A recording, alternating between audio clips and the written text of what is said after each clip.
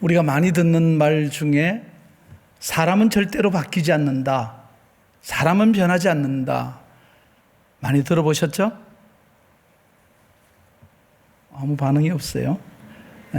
사람은 절대 바뀌지 않는다. 사람은 고쳐 쓰는 것이 아니다. 뭐 이런 얘기들을 합니다. 여러분 거기에 동의하시나요? 사람은 절대 바뀌지 않는다. 그럼 여러분 자신들에게 한번 질문을 던져보면 좋겠어요. 여러분은 변하고 있습니까? 아니, 변했습니까? 잘래잘래 흔드는 사람들은 정직한 사람이고, 가만히 있는 사람들은 뻔뻔한 사람들이고, 지금 반응을 일으키시는 분들은 양심이 살아있는 분들이죠. 자, 정말 그럴까요? 그러면 이 성경 말씀은 어떻게 해요? 우리 로마서 12장 2절에 너희는 이 세대를 본받지 말고 오직 마음을 새롭게 함으로 변화를 받아 하나님의 선하시고 기뻐하시고 온전하신 뜻이 무엇인지 분별하도록 하라라고 말합니다. 이 로마서 12장부터는 우리가 이루어갈 구원이죠. 빌립보서에서 바울이 말한 것처럼 두렵고 떨림으로 너희 구원을 이루라는 그 말씀에서 우리 자신들이 이런 변화들이 일어나는 것이 하나님의 구원을 이루어가는 과정 속에 있다는 것을 말씀하고 있습니다. 그럼 성경적인 근거로 보면 그 말씀은 잘못된 거죠. 사람은 바뀌지 않는다. 절대는 아닙니다. 근데 우리 경험상으로 보면 대다수는 바뀌지 않는 것 같으니까, 또 나도 변화가 별로 없으니까, 그러니까 그 말이 맞는 것처럼 들리지만, 그러나 신앙의 영역 안에서의 우리의 분명한 확신은 우리는 변할 것이고 우리는 지금도 변해야 한다고 하는 주제를 가지고 오늘 같이 고민해 보려고 합니다. 여러분들 이 마가는 바울과 함께 전도 여행을 갔다가 무슨 이유인지 모르지만 아무튼 너무 고생스러워서 그랬는지 고향으로 돌아가 버리죠. 그로 인해서 나중에 2차 선교 여행을 떠날 때 바울과 바나바가 둘이 싸워서 이 마가의 문제로 싸워서 돌아서 버리는 그런 불행의 씨앗이 되기도 했죠. 그렇지만 마지막에 보면 베드로나 바울이 내게 가장 귀한 동역자라는 말을 하는 것을 보면 마가도 분명히 변화된 사람이라는 것을 우리가 알 수 있는 내용입니다. 분명히 변화됐습니다. 이 마가복음은 얼마나 소중한 복음인가 하면 우리 한국 교회 역사에서도 여러분들 잘 아시는 대로 대동강에서 순교를 당하신 영국 선교사 토마스 선교사님이 박춘근이라는 사람에게 죽임을 당하면서 마지막으로 건넨 쪽복음이 있는데 그게 마가복음입니다. 그 후에 박춘근 씨는 이 마가복음을 읽다가 변화를 받고 예수를 믿고 평양교회의 장로가 되죠. 한국교회, 초대교회에 굉장히 중요한 역할을 감당하는 사람으로 변화가 됐습니다.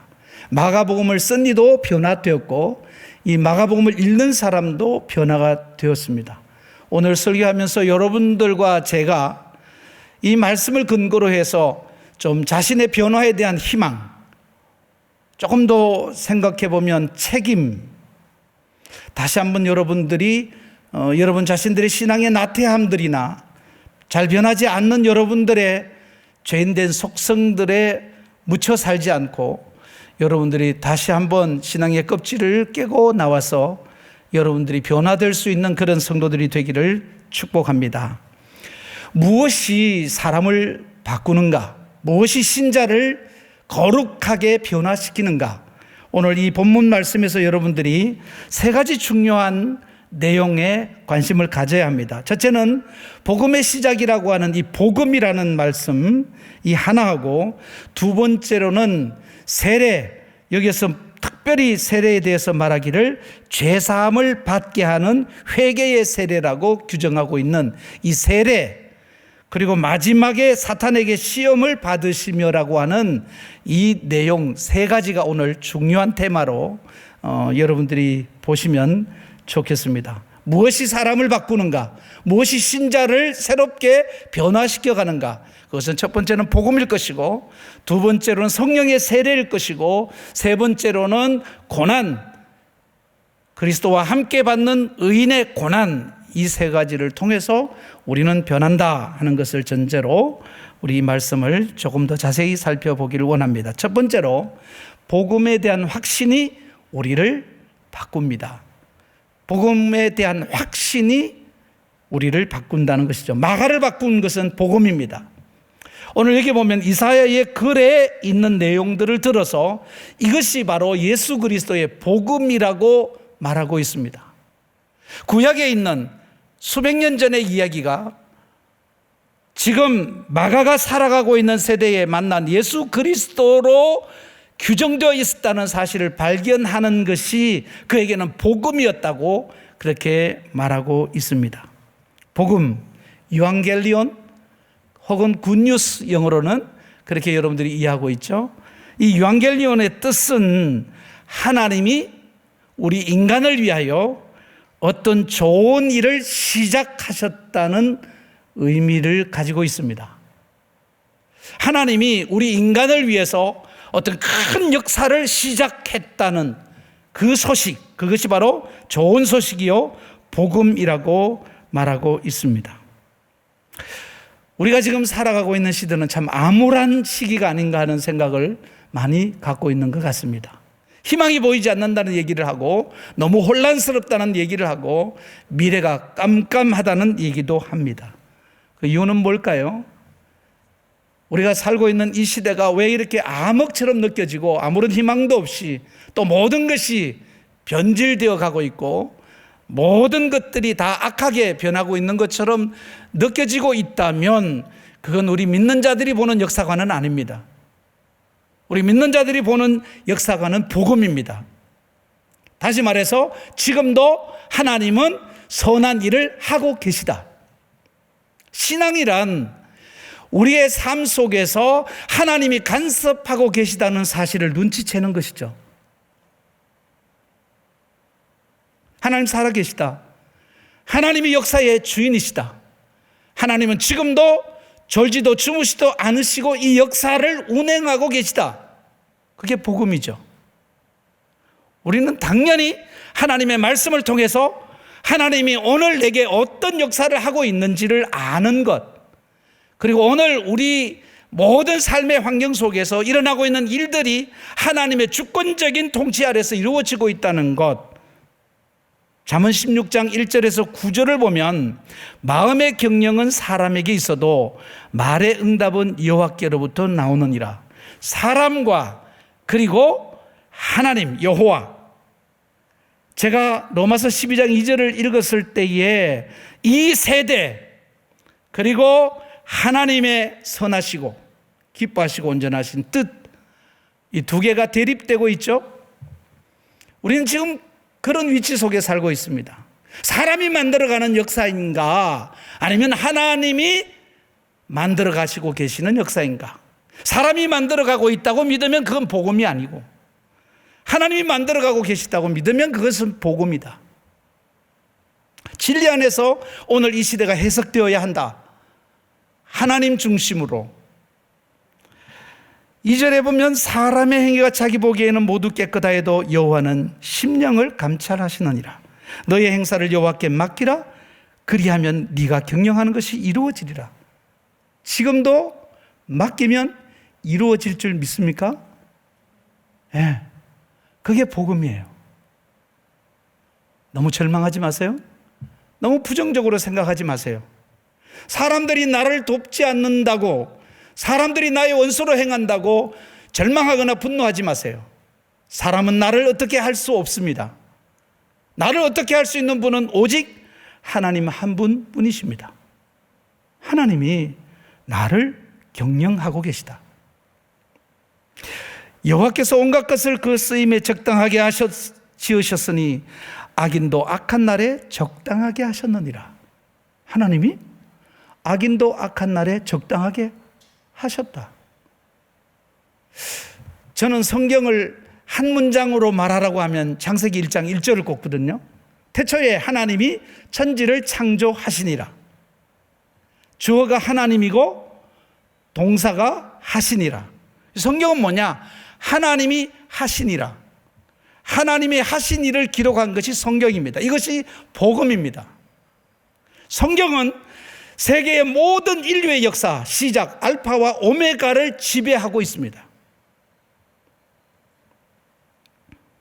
악인도 하나님의 통치 아래 있다고 선포합니다. 물은 마음이 교만한 자를 여호와께서 미워하시나니 피차 손을 잡을지라도 벌을 면하지 못하리라. 여기 나타난 사람은 아무것도 아니죠. 인자와 진리로 인하여 죄악이 속하게 되고 여호와를 경외함으로 말미암아 악에서 떠나게 되느니라.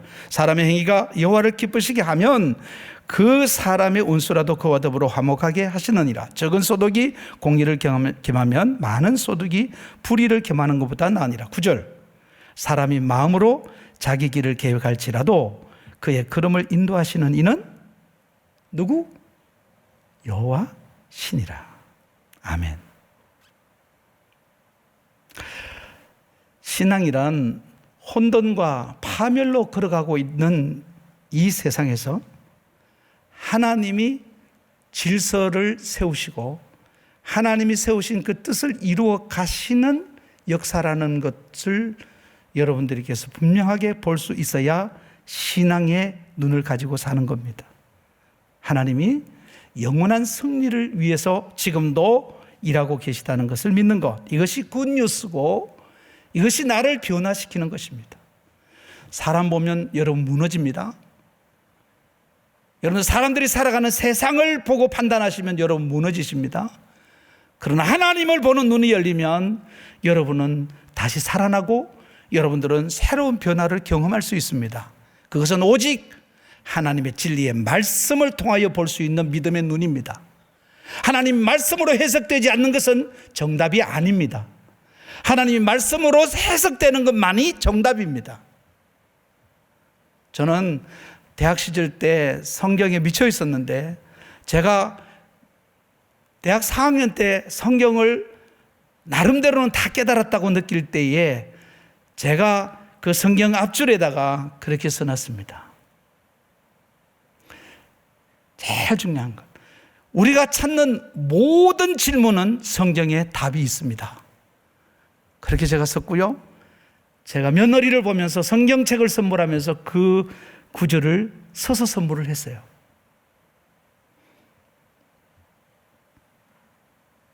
마가복음 4장을 보면 여러분들 잘 아는 씨 뿌리는 자의 비유가 나오죠. 거기 20절을 보시면요, 좋은 땅에 뿌려졌다는 것은, 옥토에 뿌려진 씨는 곧 말씀을 듣고 받아 30배나 60배나 100배의 결실을 하는 자다. 예수님 당시에는 100배가 제일 컸나 봐요. 우리 한국은 1000배도 있고 10,000배도 있는데 100배의 결실을 하는 자다. 듣고라는 것은 호이넨테스 아쿠신토 로곤이라고 되어 있습니다. 이건 무슨 말인가 하면 현재 진행형인데 말씀을 계속해서 듣고 있다는 겁니다. 여러분들이 변화되는 데서 가장 중요한, 좋은 밭으로 변화되는 데 가장 중요한 것은 계속해서 듣는 겁니다. 믿음은 들음에서 나는 것이죠. 변화는 들음에서 일어나는 것입니다. 여러분, 우리 인간에게 주어진 축복이요, 말하는 것이라고 말하는 사람도 있는데 제가 볼 때는 듣는 것입니다. 저는 입보다 귀가 더 중요할 수 있다. 그래서 성령이 우리들에게 하시는 말씀, 교회들에게 하시는 말씀을 들을지어다. 귀 있는 자는 들을지어다. 듣는 것 굉장히 강조하죠. 지혜로운 사람은 듣는 사람입니다. 더군다나 하나님의 말씀을 들을 줄 아는 사람은 변화의 선상에서 살아가고 있는 사람이기도 합니다. 그 다음 바다라고 하는 것은요, 카라파라 데콘타이라는 헬라어 원문인데요, 그것은 자신의 변화가 공적으로 공공연히 드러난다는 것입니다. 그러니까 옥토에 뿌려진 씨의 특징이 뭐냐면 계속해서 하나님의 말씀이 들려지고 그 들은 말씀이 내 행동으로 많은 사람들이 보는 앞에서 드러나는 것이다. 그렇게 말합니다. 말씀을 듣고 변화된 것이 나타나는 것, 여러 사람들 앞에서 인정받을 수 있도록 드러나는 것을 말합니다.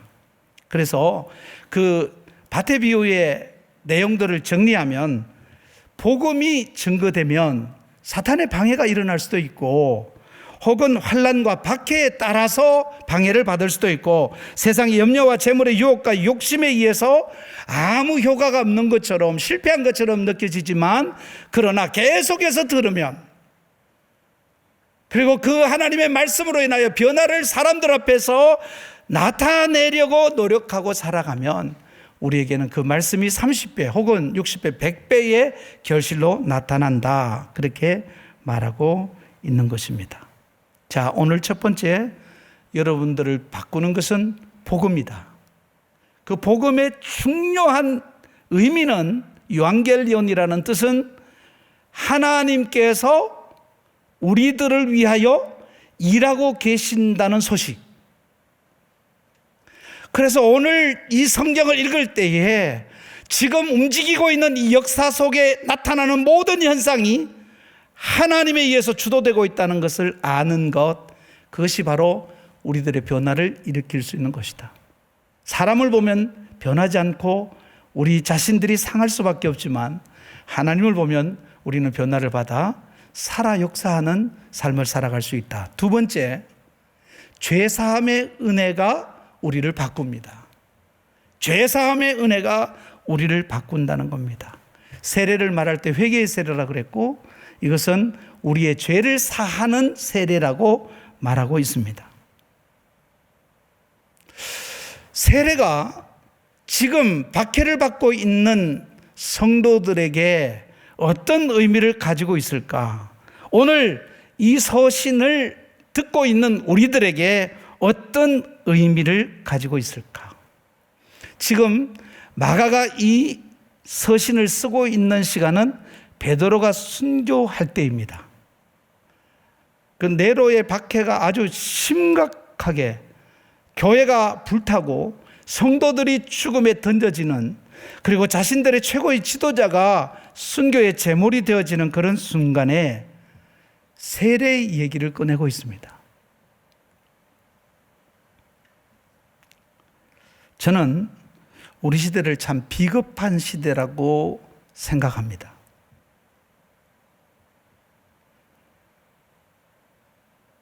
제가 목회하면서 성도들을 향해서, 또 제 자신을 향해서 느끼게 되는 것은, 우리 참 비겁하다. 고난의 시간이 우리 앞에 오면 우리는 과연 용감하게 신앙의 절개를 지키며 순교할 수 있을 것인가? 굉장한 의문을 갖고 있습니다.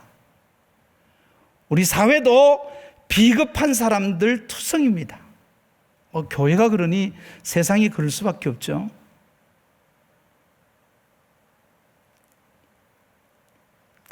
우리가 비겁하게 살아가는 이유는요, 사망의 권세를 두려워하기 때문입니다. 죽음 앞에는 비겁해진단 말이죠. 사망의 권세를 이긴 자들은 용감할 수 있죠. 사망의 문제가 해결된 신자냐 아니냐가 중요합니다. 저는 1988년에 미국에서 교회를 개척하고 너무 과로와 스트레스로 인해서 전신마비가 되고 서울대학병원으로 실려와서 서울대학병원 응급실에서 사망 진단을 받은 사람입니다. 죽었다고 의사의 선고를 받은 사람입니다. 기적같이 회생이 됐는데요, 그 내용은 다 간증을 할 수 없고, 저는 그날 이후로 죽음이 두렵지 않습니다. 제가 의사로부터 이 사람은 살 수 없다, 이제 곧 죽는다, 의사가 할 수 있는 일은 병명을 붙여주는 일밖에는 아무것도 할 수 없다, 그 이야기를 들어가면서 제가 죽어가는데, 저는 성령의 은혜를 체험했어요. 그 자리에서 정말로 햇빛보다 더 찬란한 빛 속으로 들어가면서 예수 믿기 잘했구나, 이제 난 그토록 사모하던 내 주님의 품으로 간다, 그러면서 마지막 찬송을 부르고 싶다. 이 세상 험하고 나 비록 약하나, 그 찬송이 부르고 싶은데 기운이 없고 의식이 흐려지면서 내 아이들은 따라오는지, 그리고 우리 어머니 천국에 같이 갈 수 있는지 몹시 궁금했고 하나님께서 보여주셨습니다. 우리 아내는 못 봤고요. 아무튼 우리 두 아들하고 어머니는 제가 받고 의식을 잃었다가 다시 살아났어요. 그래서 제가 죽음을 앞둔 성도들에게 꼭 그 이야기 합니다. 찬송 많이 부르고 많이 불러주고, 그리고 정말 천국이 있으므로 기쁨으로 받아들이라. 아무것도 두려워하지 말고 받아들이라. 성령이 당신을 책임져 주실 것이다. 천사들이 제 어깨 쪽지와 엉덩이를 잡고 올려주는 느낌을 받았거든요. 자, 그런 뚜렷한 체험, 이건 서울대학병원에 기록이 있습니다. 뚜렷한 그 체험을 한 이후에 저는 사망이 두렵지 않아요.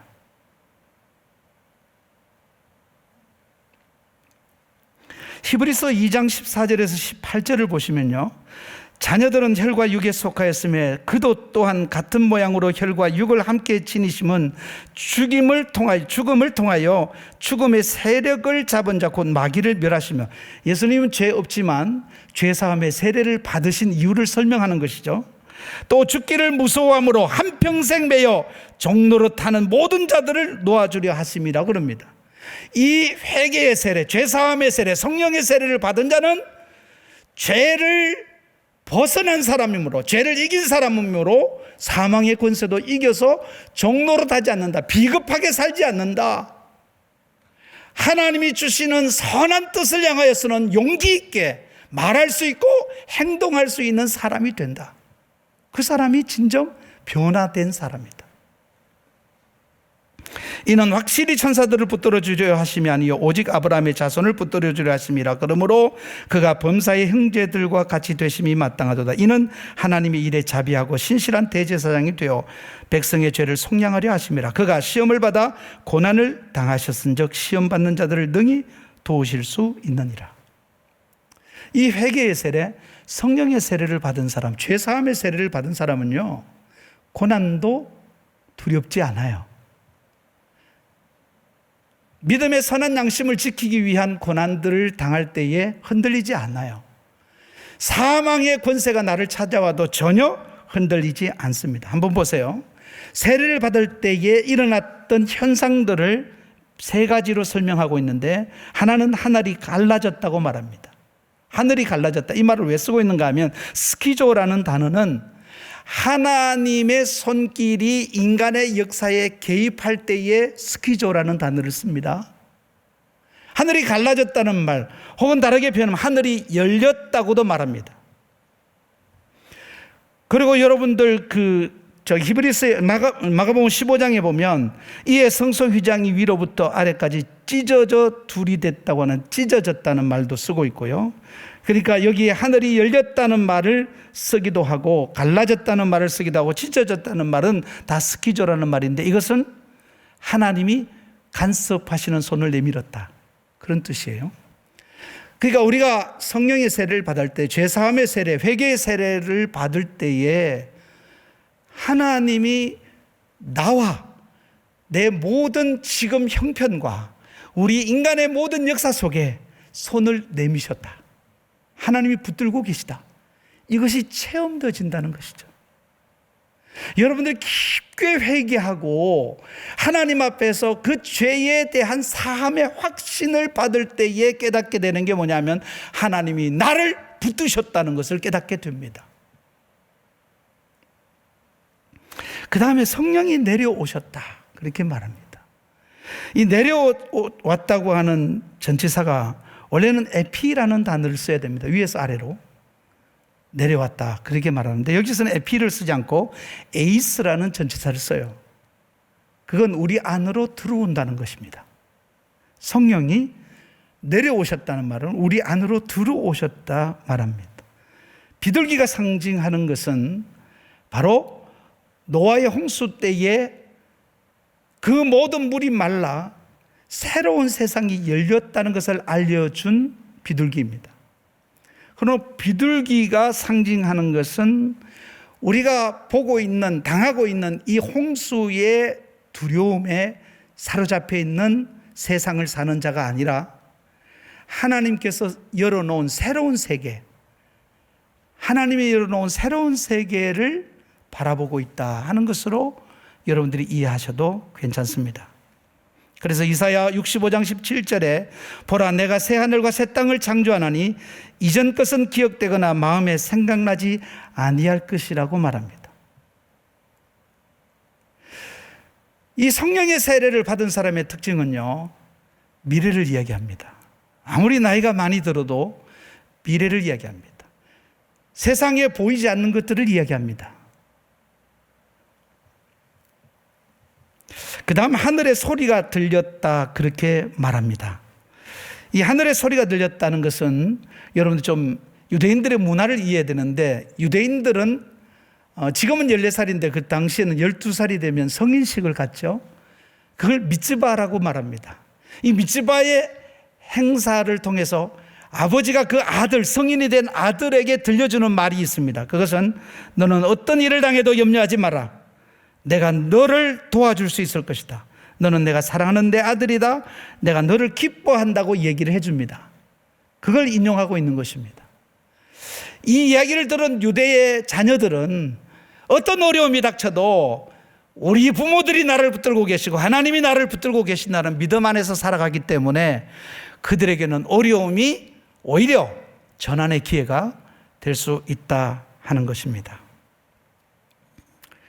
여러분, 지금 우리가 살고 있는 세상이 암울하다는 말씀을 드렸습니다. 청년들이 꿈을 잃어가고 있다는 얘기도 많이 들리고, 정말 취업의 문제뿐 아니라 집 사는 문제, 아이 낳는 문제, 여러분들 말로 다 할 수 없는 어려움들이 놓여 있는데, 여러분들 지금 그 형편을 바라보면 아무것도 할 수 없습니다. 오늘 아침에 제가 TV를 보다가, 아침을 먹으면서 TV를 보다가 옛날 IMF를 극복했던 경제부총리가 대담을 하는 내용을 들었는데 귀에 쏙 들어오는 말이 하나가 있었는데, 그게 무슨 말인가 하면 청년들이 지금 어려운데 거기에 관한 얘기를 하면서 이렇게 말합니다. 그분이 직접 말하기를, 미래는 예측하는 것이 아니라 창조하는 것입니다. 우리는 미래를 예측하는 일에는 익숙한데, 많은 미래학자들이 미래를 예측하고 있는데 그건 의미가 없다는 겁니다. 미래는 창조하는 자의 것이다. 여러분들, 오늘 여기에 있는 이 말씀처럼 정말로 이전 것은 기억되거나 마음에 생각나지 아니한다고 하는, 그래서 새하늘과 새 땅을 창조하신다고 하는 하나님의 말씀 안에서 우리 자신들도 하나님이 일하고 계시는 이 창조적인 사역에 여러분들의 미래를 맡기시기를 바랍니다. 기도하는 사람은 미래를 예측하지 않습니다. 미래를 만들어갑니다. 새롭게 만들어갑니다. 하나님과 더불어. 그런 사람은 변화될 수 있는 지혜와 용기를 가지고 살아갈 수 있다는 것을 기억하고 죄에서 벗어나셔야 합니다. 회개의 세례를 받으셔야 합니다. 성령의 세례를 받으셔야 됩니다. 그분이 내 안에 들어오셔야 합니다. 그분이 내 생각을 지배하셔야 합니다. 그분은 내게 새로운 일을 행하시는 분이십니다. 그렇기 때문에 오늘 이 어두운 시대에 새로운 일을 행할 수 있습니다. 여러분, IMF가 왔을 때 대부분은 IMF가 자기를 망하게 할 것이라고 믿었습니다. 그러나 믿음의 사람은 IMF야말로 내 신분을 바꿀 수 있는 절호의 기회다. IMF를 통해서 실제로 어떤 사람에게는 신분이 타락하는 경우도 있었지만 어떤 사람의 경우는 신분이 상승한 분도 계십니다. 제가 울산에서 그 IMF가 끝나고 난 다음에 연합 부흥회를 하는데 저에게 식사 대접을 하신 그 스시집 사장님이 교회 집사님이신데, 그분은 IMF 때 빌딩을, 자기가 세들어 있는 이 빌딩을 사셨다고 그래요. 그래서 하나님께서 그때 교회 건축할 때인데 교회 건축 헌금을 어렵게 결정하고 드렸는데 하나님께서 그저 주다시피 주인이 인수하라 그래서 아주 싸게 인수했는데 1년이 넘어가니까 이것이 어마어마한 재산이 되고 뭐 지금은 대단하겠죠. 울산의 롯데백화점 바로 건너편에 있는 빌딩입니다. 울산 사시는 분들 확인해 보시기 바랍니다. 예. 여러분들 이런 위기가 오지 않으면 우리 신분 상승 꿈도 못 꾸요. 정상적인 세상이라면 우리는 이 세상에서 기회를 얻지 못할 수도 있습니다. 그러므로 위기는 우리에게 위험과 기회가 상존하는 것이라고 말하죠. 여러분들은 꼭 하나님 앞에 깊은 회개를 통해서 하나님의 성령이 여러분 안에 들어오셔서 여러분들에게 새 일을 행하시는 그 하나님의 놀라운 창조적 사역에 여러분들의 인생이 열리게 되시기를, 스키조 열리게 되시기를 축복합니다. 세 번째, 시험과 고난이 우리를 바꾼다는 것입니다. 여기 특이한 것이 성령 세례를 받고 나면, 죄사함의 세례를 받고 나면, 회개의 세례를 하고 나면 우리들에게 좋은 일이 있을 것이라고 기대가 되는데 그게 아니라 고난의 시대가 열렸습니다. 광야로 가셔서 40일 동안 짐승들에게 위협을 당하고 어려움 속에서 밥을 굶고 기도하시는 예수님의 얘기가 나옵니다. 우리가 2017년도에 어게인 1907을 외쳤죠. 1907이 무슨 역사가 있었죠? 1907년에 평양에서 대부흥운동이 일어났습니다. 그래서 우리가 100주년 됐을 때에 장충체육관이 있은가요? 거기에서 기독교인들이 모여가지고 어게인 1907을 외쳤습니다. 그때 한 친구 목사에게 제가 질문을 던졌습니다. 그래, 좋다. 1907년 나도 다시 왔으면 좋겠다. 그런데 문제는 1910년에 무슨 일이 일어났죠? 한일 합방이 일어나서 나라를 뺏깁니다. 뭐가 안 맞잖아요. 그래서 제가 그랬어요. 또 일본한테 먹히거나 중국에 먹히거나 북한에 먹힐 각오가 되어 있으면 하자. 근데 그런 각오 없으면 큰 소리 치지 마. 여러분 어떻게 생각하세요? 저는 기독교적인 역사관으로 볼 때에 1910년에 우리의 비극은 신앙 안에서는 아주 좋은 소식이었습니다. 한국교회가 이토록 성장할 수 있었던 배경에는 분명히 그날의 고난들이 있습니다. 공산주의에 그리고 일제치하에 몸서리쳐지는 수많은 사람들의 생명과 재산과 그리고 모든 삶이 파괴되어져 버린 가운데서 하나님은 우리 민족을 위하여 어떤 위대한 일들을 행하고 계셨다고 저는 믿어요. 여러분들 성경을 보면 고난과 축복은 함께 옵니다. 마가복음 10장 29절에 30절을 보면 예수께서 이르시되 내가 진실로 너에게 이르노니 나와 복음을 위하여 집이나 형제나 자매나 어머니나 아버지나 자식이나 전토를 벌인 자는 현세에 있어 집과 형제와 자매와 어머니와 자식과 전토를 100배나 받되 여기서 끝나야 좋은 거예요. 근데 그 바로 뒤에 박해를 겸하여 받고 보너스를 줄게. 뭔데요? 박해. 여러분 이 복 받을래요? 안 받을래요? 사물교회 청년들이 이렇게 점잖으세요? 옛날에 안 그런 걸로 알고 있었는데. 자, 여러분 이거 받을래요? 안 받을래요?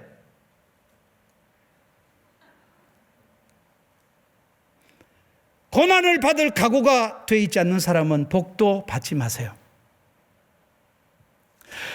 여러분들 복만 받으면 망합니다. 복과 고난을 함께 받아야 유지할 수 있습니다. 아니, 그 축복이 빛납니다. 하나님은 꼭 겸하여 주십니다. 베드로전서 3장 14절에서 17절에 그러나 의를 위하여 고난을 받으면 복이 있다. 그런 뜻이죠. 그들이 두려워하는 것을 두려워하지 말며 근심하지 말고 너희 마음에 그리스도를 주로 삼아 거룩하게 하고 너희 속에 있는 소망에 관한 이유를 묻는 자에게는 대답할 것을 항상 준비하되 온유와 두려움을 하고 선한 양심을 가지라. 이는 그리스도 안에 있는 너희의 선행을 욕하는 자들로 비박하는 일에 부끄러움을 당하게 하려 함이라. 선을 행함으로 고난받는 것이 하나님의 뜻일진데 악을 행함으로 고난받는 것보다 나으니라. 시편 119편 71절 너무 유명한 구절이죠. 고난당한 것이 내게 유익이라. 이로 말미암아 내가 주의 율례를 배우게 되었습니다. 그래요. 저는 복과 고난이 같다고 생각해요. 고난이 복이고 복이 고난입니다. 여러분들, 인류가 죄를 범하고 난 다음에 하나님께서 여인들에게는 무슨 고통을? 산고를 주셨습니다. 남자들에게는 노동의 고통을 주셨습니다. 산고와 노동은 축복이면서 하나님의 심판이기도 하죠. 범죄한 자들에게 하나님께서 고통을 주셨는데 그 고통은 우리에게 축복입니다. 산고 때문에 애기 안 낳으려고 그러나요? 정리해 보겠습니다. 마가복음을 전체를 보면요, 유달리 고난에 대해서 많이 강조하고 있다는 사실을 봅니다. 마가복음의 특징입니다. 마가가 그렇게 변화되고 성숙할 수 있던 이유는 이 고난에 대한 새로운 인식이 있었다는 것이죠. 그래서 하나님의 나라가 14회 등장합니다. 하나님의 나라라는 것은 종말론적인 의미를 갖고 있죠. 이 종말론적이다 하는 것은 고난을 포함하고 있습니다. 그 다음에 인자라는 말도 14회 사용하고 있습니다. 이 인자라는 말은 예수님의 순환과 관련돼서 9번이나 사용하고 있습니다. 그러니까 예수님의 사역에 관해서 전체적인 이 세대에 관해서 마가가 가지고 있는 인식이 뭐냐 하면 고난의 시대인데, 이 고난, 지금 베드로가 죽고 그리고 많은 사람이 순교의 제물이 되어가고 있는 이 모든 현상은 하나님의 나라가 도래했기 때문에 일어나고 있는 일이다 하는 것을 인지하고 있는 것이고, 그리고 인자라는 말을 예수님의 사역에서 쓰는 것은 예수님의 십자가에 죽으시는 그 고난이 우리를 구원하는 하나님의 놀라운 역사라는 것을 인지하고 있기 때문에 기록하고 있는 내용들로 보입니다. 정리하면 의인의 고난, 고난의 의미를 알고 기쁨으로 받아들이는 사람에게는 변화가 있다 하는 것입니다. 말씀을 맺겠습니다. 요즘 게임 체인저가 나타났다, 게임 체인저가 나타나야 된다, 이 사람이 나타나면 게임 끝이다, 그런 사람이 오면 좋겠다, 이렇게 생각합니다.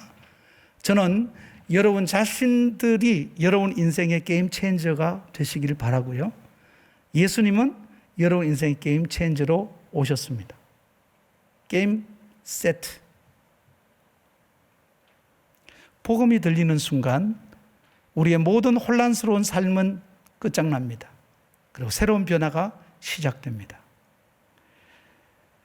십자가에 대속하시는 대속의 은혜가 내 피를 뜨겁게 할 때 내 인생에 혼란스러웠던 모든 문제는 게임 셋입니다. 내가 의를 행하면서 고난을 당할 때, 그 고난을 하나님의 축복으로 이해하게 될 때 내 인생의 방황은 게임 체인저. 그래서 저는 여러분들에게 기대하고 명령합니다. 변화되셔야 합니다. 바뀌셔야 합니다. 변하지 않는 것은 썩습니다. 사망의 길로 갑니다. 변화되는 것만이 살아남을 수 있습니다. 여러분들 매일매일의 변화를 꿈꾸면서 여러분들이 복음, 구약 성경을 읽으면서 예수 그리스도의 세계가, 복음의 세계가 보일 때 미칠 것 같습니다. 저는 은퇴하고 지금 집에서 성경을 연구하고 있습니다. 그런데 목회할 때보다 몇 배의 은혜가 넘쳐서 매일매일 그것을 기록하고 있습니다. 왜 하나님 목회할 때 이걸 안 보여주셨지? 그래서 친구 목사님들 보면 빨리 은퇴하라고 얘기하는데 성 목사한테는 그런 얘기 못합니다. 나보다 잘하는 사람들한테는 가만히 있어야 되고 나보다 못하는 사람은 야 빨리 그만둬라. 축복은 은퇴한 후에 나타날 것이다. 저하고 얘기해 보면 긍정을 해요. 정말 너처럼 되면 좋겠다. 그래요. 여러분들 정말로 비겁하지 않고 여러분들이 고난을 담대하게 마주 보면서 그 고난에도 여러분들이 흔들리지 않을 때 여러분들의 삶에 새로운 변화의 역사가 일어나게 될 줄로 믿습니다. 자리에서 다 일어나셔서 우리 내가 예수를 믿고서 421장 찬송을 같이 좀 힘차게 불렀으면 좋겠습니다. 조금 빠르게 우리 손뼉을 치면서 내가 예수 믿고서 우리 좋아하는 찬송 부르면서 예배를 맺겠습니다.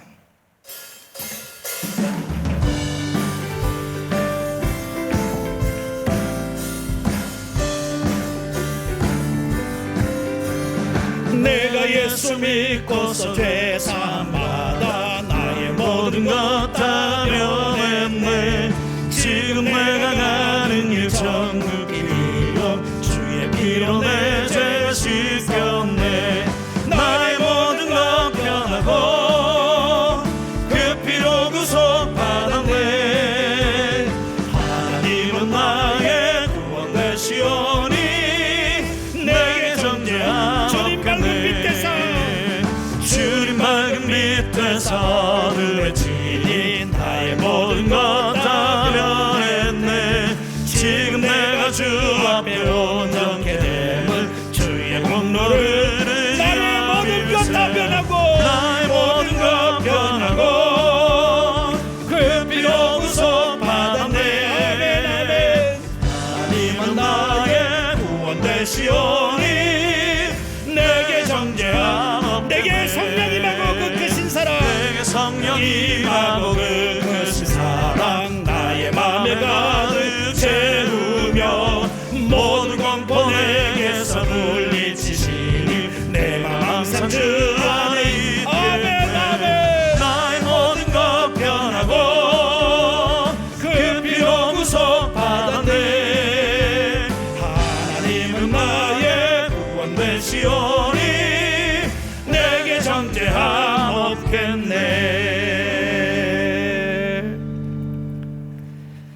기도합니다. 이제는 우리 주 예수 그리스도의 은혜와 하나님 우리 아버지의 살아 역사하심, 성령의 교통하심, 오늘도 하나님이 일으키시는 새로운 변화의 물결에 자신을 맡기고 날마다 변화된 삶을 살아가기를 원하는 3일의 모든 가족들 머리 위에와 그리고 진정한 변화가 필요한 사랑하는 내 조국 위에 이제로부터 영원토록 함께 있을지어다. 아멘.